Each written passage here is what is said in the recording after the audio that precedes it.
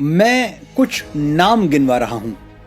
आपको यह बताना है कि इनके बीच समानता क्या है, कौन सा धागा इन सबको एक दूसरे से जोड़ता है। शहीद भगत सिंह, वीर सावरकर, मदन लाल ढींगरा, राम प्रसाद बिस्मिल, अशफाक उल्लाह खान और लाला लाजपत राय।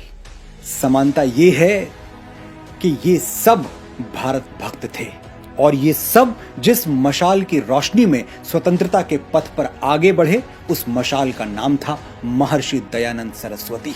नमस्कार, मैं हूं मनोज मुंतशिर और आज मैं आपको उस ज्योतिपुंज, उस युग पुरुष के बारे में बताऊंगा जिसे बाएं हाथ से लिखे हुए इतिहास में वो स्थान, वो मान नहीं मिला जो मिलना चाहिए था।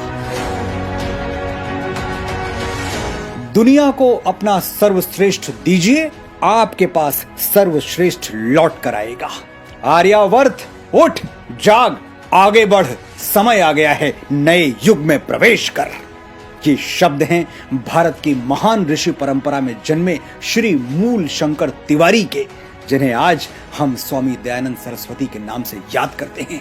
स्वामी जी गुलाम भारत में जन्मे थे, जब कंपनी सरकार अपने खजाने भरने के लिए भारत की अस्मिता और गौरव को दिन रात लूट रही थी। अंग्रेज जानते थे कि भारत में आस्था, ज्ञान और स्वाभिमान की जड़ें कितनी गहरी हैं। उन्हें आभास था कि बिना संस्कृति की जड़ काटे भारत को ज्यादा दिनों तक गुलाम बनाए रखना संभव नहीं होगा। लॉर्ड मैकाले का वो कथन तो आपको याद ही होगा, भारतीयों में हीन भावना भर दो, उन्हें विश्वास दिला दो कि उनकी संस्कृति पिछड़ी हुई है, परंपराएं और मान्यताएं खोखली हैं। यहां तक कि भारतीयों का पहनावा, उनका खान पान, बोली भाषा सब क्षुद्र है। उन्हें आगे बढ़ना है तो अंग्रेजों के पद चिन्हों पर चलना चाहिए, गोरी सरकार को अपना माई बाप समझना चाहिए। भारत में एक ऐसी नस्ल पैदा करो जो देखने में भारतीय हो लेकिन अंदर अंग्रेजियत कूट कूट कर भरी हो। अंग्रेजियत का यही अंधा मोह इन्हें सदियों सदियों तक हमारा गुलाम बनाए रखेगा और भारत में ब्रिटिश राज का सूर्य कभी अस्त नहीं होगा। स्वामी दयानंद सरस्वती गोरी चमड़ी का ये काला धंधा समझ चुके थे। उन्होंने उद्घोष किया, वेदों की ओर लौटो, और यहीं से ब्रिटिश कॉन्स्पिरेसी की धज्जियां उड़नी शुरू हो गई। इसे भारत का दुर्भाग्य कह लें या फिर तथाकथित बुद्धिजीवियों की कलुषित सोच, जिन्होंने सेक्युलर सिलेबस के नाम पर भगोड़े अकबर बाबर तो हमें बचपन से ही रटा दिए, लेकिन स्वामी जी के विचारों से सदैव दूर रखा। जब अंग्रेजी पढ़े हुए तमाम तथाकथित भारतीय बुद्धिजीवी अंग्रेजों को अपना मसीहा मानने लगे थे और अपनी झूठी शान बढ़ाने के लिए अंग्रेजों के पीछे दुम हिलाते फिरते थे, महर्षि दयानंद सरस्वती हिंदी भाषा और महान भारतीय वैदिक परंपरा का प्रचार निडर होकर किया करते थे। यही कारण था कि फिरंगियों की भवें स्वामी जी पर सदैव तनी रहती थीं। दमनकारी अंग्रेजी राज में जब लोग अंग्रेजों के आगे आंख उठाने से डरते थे, तब स्वामी जी खुलकर कहते थे कि भारत सिर्फ भारतीयों के लिए है, अंग्रेजों को यहां से जाना ही होगा। स्वामी जी ने ही सबसे पहले स्वराज का नारा दिया था, जिसे आगे चलकर श्री बाल गंगाधर तिलक ने जन वाक्य बना दिया, मूल मंत्र बना दिया। सरदार पटेल ने स्पष्ट शब्दों में कहा था, भारत की स्वतंत्रता की नींव वास्तव में स्वामी दयानंद सरस्वती ने ही डाली थी। सरकारी पाठ्यक्रमों ने हमें कभी बताया ही नहीं कि 1857 के स्वतंत्रता संग्राम की योजना बनाने वाले अग्रणी लोगों में स्वामी दयानंद सरस्वती सबसे प्रमुख थे। क्यों नहीं बताया, ये तो आप भी जानते हैं। ऐसे व्यक्ति को देश का हीरो कैसे बना दें जो वेदों का ज्ञाता हो और सनातन धर्म में अटूट विश्वास रखता हो।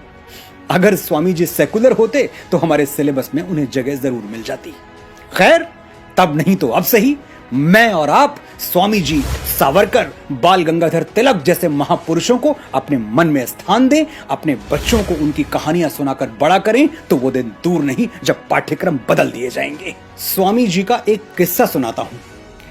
1857 के आंदोलन से कुछ साल पहले एक दिन बिहार के महान स्वतंत्रता सेनानी बाबू कुंवर सिंह ने स्वामी जी से शंका व्यक्त की, स्वामी जी, क्या हम इस आंदोलन में सफल हो पाएंगे?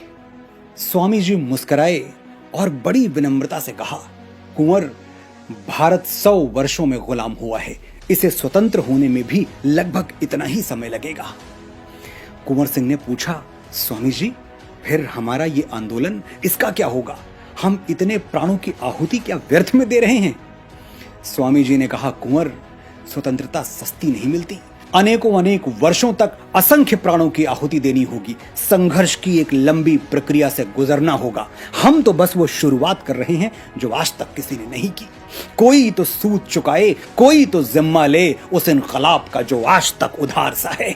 स्वामी जी जानते थे कि 1857 में विजय नहीं मिलेगी, लेकिन बिगुल तो बजेगा। भारतवर्ष के प्राणों में कंपन तो होगा, धरती डोलेगी तो, और साहिब बहादुरों की छाती में धसी हुई हिंदुस्तानी गोलियां महारानी विक्टोरिया को डराएंगी तो। ये भी क्या कम है? स्वामी जी ने जो 100 वर्षों की भविष्यवाणी की थी वो सच हुई।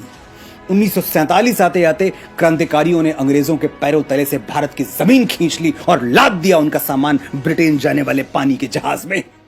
एक बार स्वामी जी की मुलाकात तत्कालीन गवर्नर जनरल लॉर्ड नॉर्थब्रुक से हुई। पावर के दंभ में चूर गवर्नर ने स्वामी जी से कहा, ये अपने व्याख्यान की शुरुआत में आप जो ईश्वर की स्तुति करते हैं, क्या उसमें यह प्रार्थना भी शामिल है कि अंग्रेज सरकार का कल्याण हो? गवर्नर के तेवर साफ बता रहे थे कि वो जवाब में क्या सुनना चाहता है, और अगर उसके मन का उत्तर नहीं मिला तो परिणाम कितने भयावह हो सकते हैं। लेकिन स्वामी जी ठहरे भारत की ऋषि परंपरा के अनुयायी, असत्य कैसे बोलें? स्वामी जी ने उत्तर दिया, अंग्रेज सरकार के लिए प्रार्थना तो करता हूं गवर्नर साहब कि जितनी जल्दी हो सके भारत में अंग्रेजी राज का सर्वनाश हो जाए और हमें पूर्ण स्वाधीनता प्राप्त हो। गवर्नर साहब के कान सुन्न हो गए। उन्हें विश्वास ही नहीं हुआ कि भारत का एक ऋषि उनके हजारों मिलिट्री जनरल से ज्यादा निर्भीक हो सकता है, निडर हो सकता है। ये कहानियां आज मैंने आपको क्यों सुनाई? क्योंकि जमैका के महान दार्शनिक मार्क्स गर्वी ने कहा है, people without the knowledge of their past history, origin and culture are like a tree without roots. जो अपने इतिहास, अपनी उत्पत्ति और अपनी संस्कृति से अनभिज्ञ है, वो व्यक्ति जड़हीन वृक्ष से ज्यादा और कुछ नहीं है। हम भारतवासी तो सदैव से ही ज्ञान गंगा में मछली की तरह तैरते और जीते आ रहे हैं, लेकिन पिछले कुछ दशकों में हम पर अज्ञान थोप दिया गया। हमें जल बिन मछली वाली दयनीय स्थिति में पहुंचा दिया गया। जो हुआ वो गलत था, लेकिन इससे भी ज्यादा गलत होगा कि हम अपने अज्ञान को नियति मानकर स्वीकार कर लें। स्वामी जी कहते थे, अज्ञानी होना गलत नहीं है, अज्ञानी बने रहना गलत है। इसलिए जागो भारतीयों, रहो चाहे जहां, लेकिन अपनी संस्कृति, अपने साहित्य और अपनी महान विभूतियों पर सदैव गर्व करते रहो। आज परम आदरणीय स्वामी दयानंद सरस्वती जी की जयंती है।